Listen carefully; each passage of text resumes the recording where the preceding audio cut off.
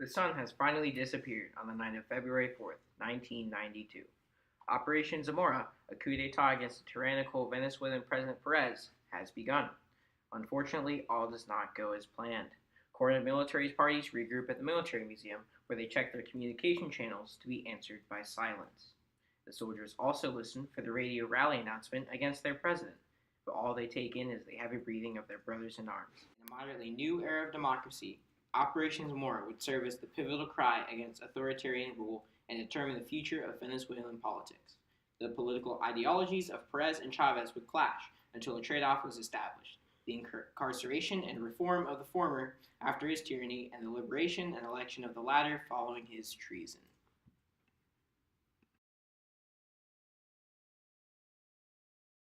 In the 1970s, Venezuela had a boom in petroleum sales as it underwent great modernization. Per capita income increased by 40% to one of the highest percentages in world history. Beginning in the 1980s, however, this growth turned in the wrong direction. Other oil producers, such as Saudi Arabia, began exporting even more petroleum, and Venezuela's oil price dropped. Due to the instability of its markets and fluctuating inflation rates, the cost of living in Venezuela skyrocketed and, naturally, caused great civil unrest. Many riots and strikes began popping up all over the country as more corruption surfaced in the government's affairs. People were stuck unemployed and in poverty, so the end of welfare programs made the general population view President Perez in an even worse light. Once a charismatic leader of freedom and prosperity, he was now seen as a figure for misconduct in the state and oblivion to the struggles of the common man. 1989 was an especially bad year as Perez began releasing socio-economic reforms that reduced spending for commodities, something he had campaigned directly against.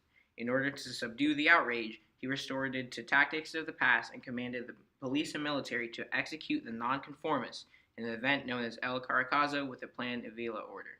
During this period of time, hundreds of protesters were killed by military forces, and when it was over, official statistics were vastly trivialized. The people, however, knew these numbers to be mere mockeries of the truth.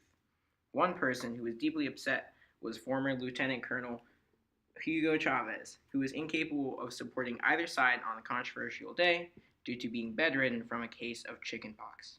He called out the ways of old Venezuela and named Plan of Avila a genocide.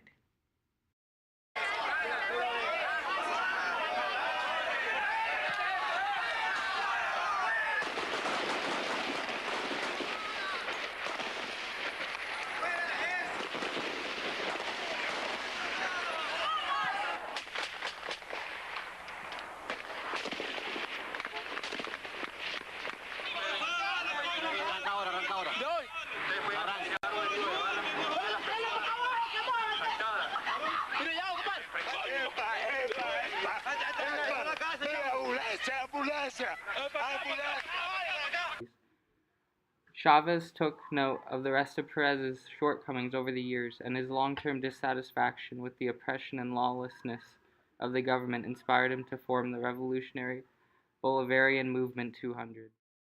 Soon enough, the agony of the people pushed him to begin preparations for the coup d'etat Operation Zamora, named after the Venezuelan left-winger Ezequiel Zamora, who once took up arms against greedy right-leaning landowners. It would truly be a shame if the Venezuelan people once again found themselves subject to massive oppression and persecution. The Chavez takeover commenced upon the fall of dusk on February 4, 1992, in Caracas, capital of Venezuela. The five parties under his control were to capture the Miraflores Presidential Palace, La Carlota Military Airport, and Military Museum, among other tactical communication facilities.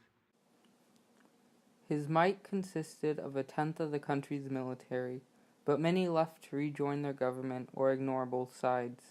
With the added weight of other, smaller factors, his people could not project their radio rallying cry to the citizens of Venezuela, and Chavez and company ended up cornered in the military museum they hoped to secure. When President Perez caught wind of the insurrection, he managed to escape the palace. On that fateful night, 150 people were injured, including 80 civilians. 14 officers were murdered. Chavez surrendered honorably and told his men to stand down. Due to his compliance, he was allowed to speak to the public on television, where he instilled optimism in the people of Venezuela and an everlasting desire for change in the future. Bolivariano va dirigido a los valientes soldados que se encuentran en el Regimiento de Paracaidistas Aragua y en la Brigada Blindada de Valencia. Compañeros, lamentablemente, por ahora, los objetivos que nos planteamos no fueron logrados en la ciudad capital. Es decir, nosotros acá en Caracas no logramos controlar el poder. Ustedes lo hicieron muy bien por allá, pero ya es tiempo de evitar más derramamiento de sangre, ya es tiempo de reflexionar y vendrán nuevas situaciones y el país tiene que enrumbarse definitivamente hacia un destino mejor. Así que oigan mi palabra, oigan al comandante Chávez que les lanza este mensaje para que por favor reflexionen y depongan las armas, porque ya en verdad los objetivos que nos hemos trazado a nivel nacional es imposible que los logremos. Compañeros, oigan este mensaje solidario, les agradezco su lealtad, les agradezco su valentía, su desprendimiento, y yo ante el país y ante ustedes asumo la responsabilidad de este movimiento militar bolivariano. When he was finally incarcerated in the San Carlos outpost, Chavez isolated himself in pity and guilt. Although the coup was unsuccessful, it stirred up support from the country that viewed the glorious rebellion as welcome change from the corruption and distrust of politicians in general. The MBR 200, still subscribing to Chavez's glorious message, held peaceful protests outside of the territory and forced the government to relocate Chavez to Yere prison. His name continued to pop up in mainstream media. Eventually, the government were pressed to pressure these outlets to stop its support for the public's underdog hero.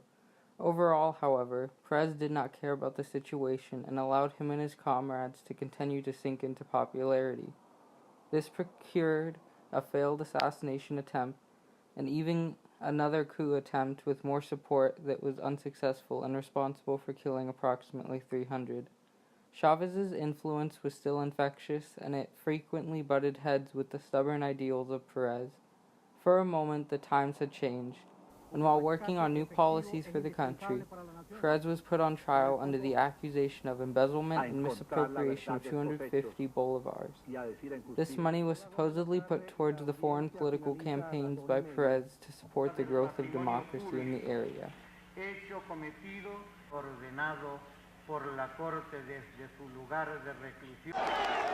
He was found guilty, still claiming the whole case was purely political conspiracy.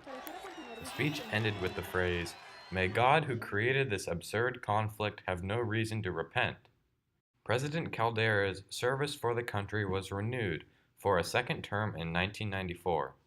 His state control of the banking industry and the bolivar stripped businesses of a free market and people of some economic privileges. To recover his political popularity, President Caldera officially pardoned Chavez and his crew over the failed rebellion effort and released them from prison on March 26th of that year. In a speech, Chavez explained that he understood the lack of public support for the rebellion, considering how it could easily be perceived as child's play. He concluded by stating the reaffirmation that the coup was executed for a serious concern that cannot be ignored. This sense of prevailing justice continued as President Perez was put in the Judicial Detention Center on May 18, 1994, where he continued trial.